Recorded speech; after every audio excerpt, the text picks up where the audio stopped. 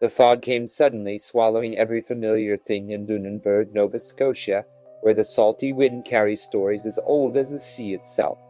They say once the fog falls, the village forgets who's gone and who's still breathing.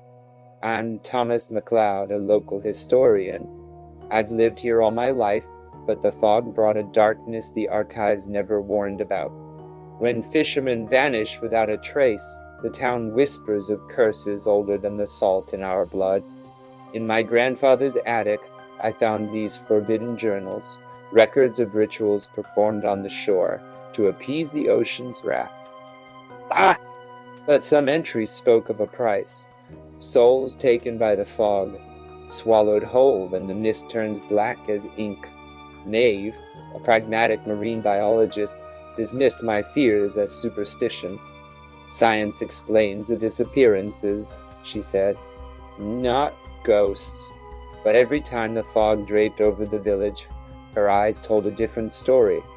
The journals spoke of an ancient pact made by the first fishermen inscribed in stone beneath the wave.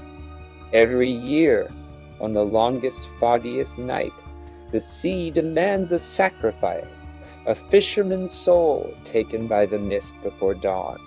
The festival, once a celebration of bounty, became a shadowed vigil. Families locked their doors, whispering prayers in Gaelic. Gaerig, the tongue of their ancestors, as if words could hold back the fog's hunger.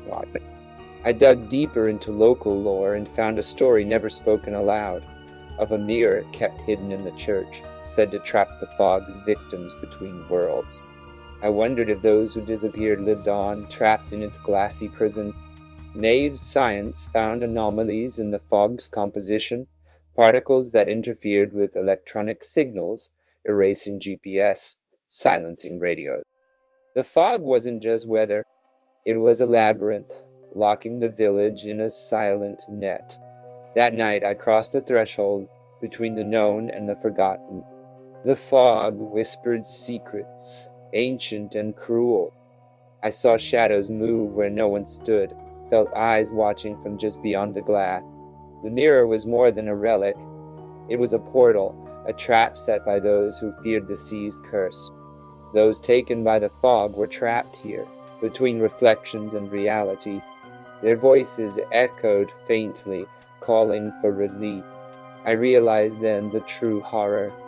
Maeve had vanished weeks ago, swallowed by the fog.